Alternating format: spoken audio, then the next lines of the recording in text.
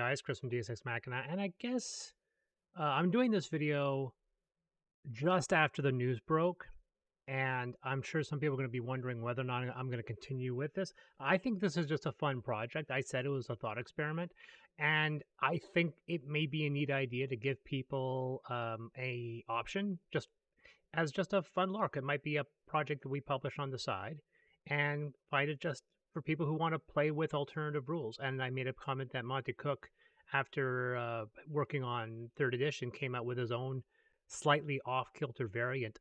He was called Arcana Unearthed or Unearthed Arcana, and it was very, very well received. And so the idea of coming off with something that just takes 5e and just makes it a bit askew might still have appeal. So what this video is, because unfortunately the way YouTube works, my live streams are in their own little directory. So if you don't know that we're working on this idea, like I said, just to say it again, this is a thought experiment. This is a just an idea, and it's community driven. So if you want to help and you want to add comment, you can add comments to this thread, to any of the live feeds, or if you add anything and you want to be involved as a contributor, send me an email, dsxmachina@gmail.com. Give me your name. I'll add you to this list. These are our disclaimers. We have a couple new rules and so forth. So this video right here is going to go over a quick baseline of what we're doing. The big thing is that we're trying to make this still 100% compatible to 5e, which means it would be very little, or not say 100%, but say 95%. So the point is, unlike 3rd edition to 4th edition, this is a very, we're kind of rearranging where things are, but ultimately when you get into combat, nothing really changes. For example, this is a rule, die steps, that I've been introducing since 2016. The idea that you can have there's a range of dice from die 2 till die 20. Natural talent is a new rule that basically states that your ability score can be instead of rolling, you can take your ability score for certain skills, and this is our way of making ability scores useful again.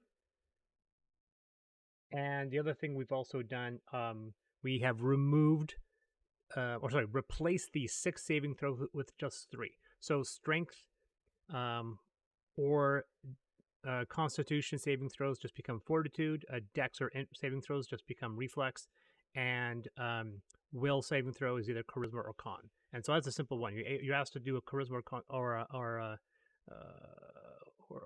a wisdom saving throw, you know you're doing a will saving throw. It's pretty straightforward. The other thing we did, those people curious about this natural talent, it works with very specific skills. So for the physical skills, strength, dexterity, and constitution, it's one skill you don't really have much choice over: athletics, acrobatics, vitality. But for the mental skills, you get to choose which one.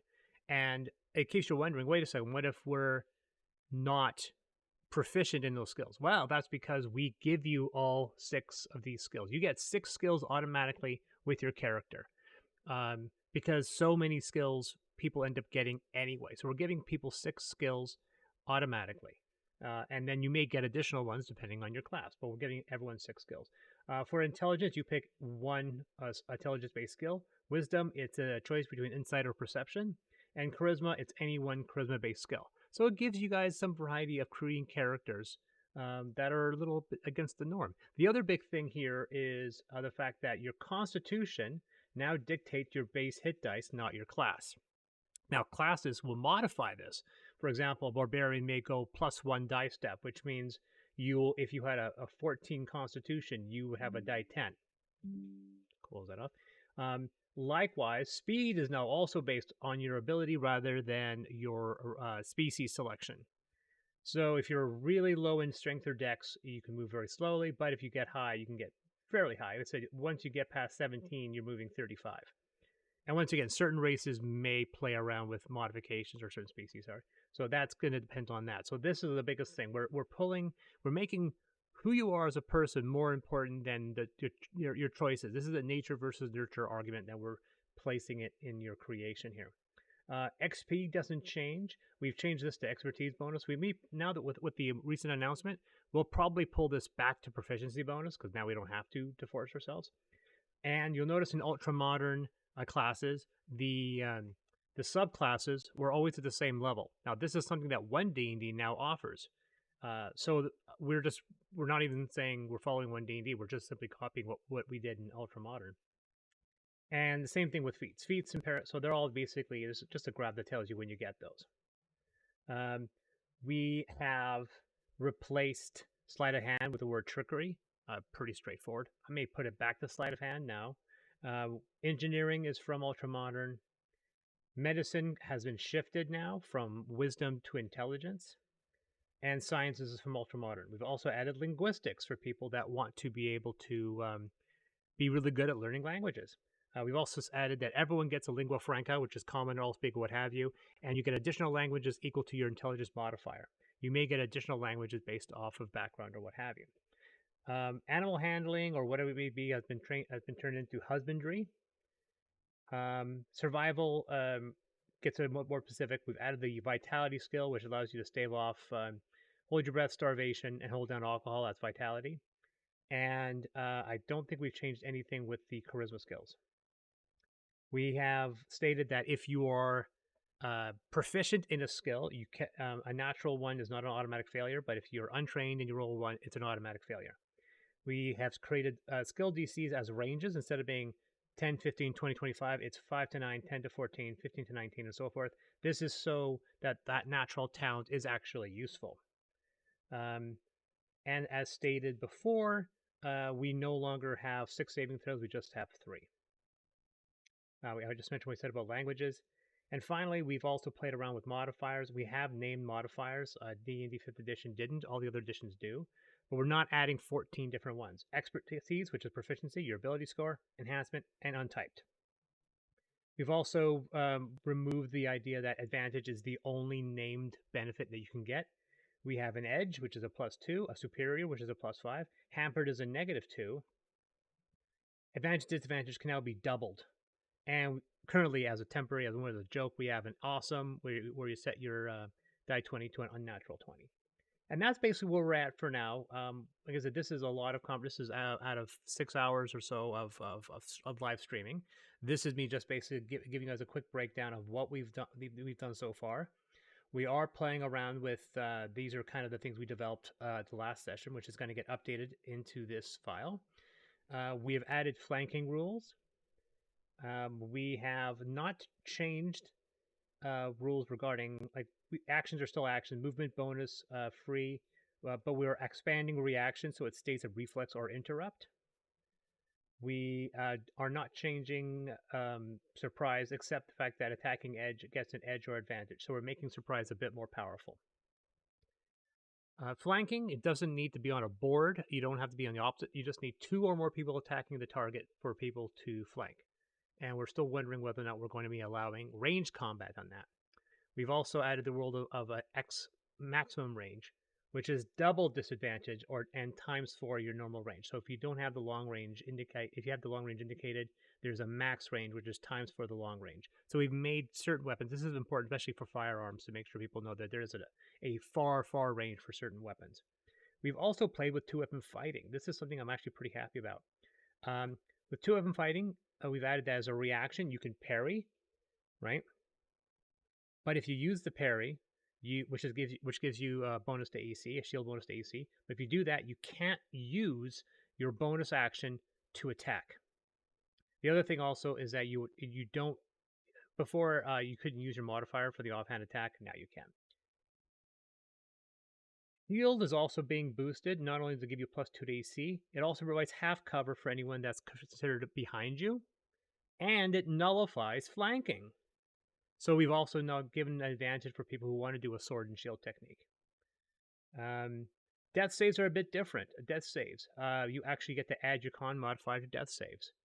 And we're still doing death saves. We're not doing negative hit points. And so technically, because we see con modifier, it's fort save. So instead of rolling just a die 10, have a 50-50 chance, you're rolling a fort save and 3 failures. But instead, before 3 successes stabilized, and now instead of 3 failures, it's your con modifier. So if you have a con modifier of 4, you have to fail 4 times. So if you have an 18 constitution, it's very hard to kill you. And instant death, we're basically removing outright. It only really exists for low-level characters, so we don't want to punish low-level characters, so instant death is gone. Like I said, in 5th edition, it was barely present. Spells don't do instant death really that much anymore, if at all. And the only way to do instant death is to have hit points. Take damage that's so severe it takes you into a negative version of your hit points. And only people with low hit points, with low level, are ever affected by this. We're talking about adding in the bloodied condition back in. I'm really, really hoping we're not doing healing surges. Healing hit dice are still being employed. We're also thinking of defining an encounter or a battle, and there could be potentially battle-based abilities rather than certain times per day, for example. And we are thinking of taking the second wind from fighters and giving it to everybody. So that's basically what we get for now. Oh, there's another thing about something called max mod. So your maximum, your instead of doing dexterity bonus to your AC, you actually can apply any of your bonuses. So if your strength is higher than your dex and you're using medium armor, you can use your strength. So instead of being max dex, it's max mod.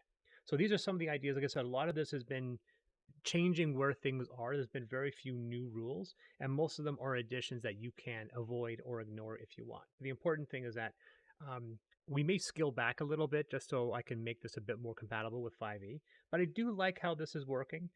We've also making a point where cover and concealment are in the same location, so it's not as confusing because in 5e, concealment is in a different location in a different chapter than cover, which is very weird. And so this is how we do it. We do it every week. Sometimes we skip a week, but we do it I try to do it for an hour, but it always runs 2 hours. Everyone is welcome. And if you volunteer, information goes in. If you want credit, you get credit. And no matter what happens, this is going to be offered as an SRD with an OGL. This will probably be added into Orc, to be perfectly honest. So it's probably going to be.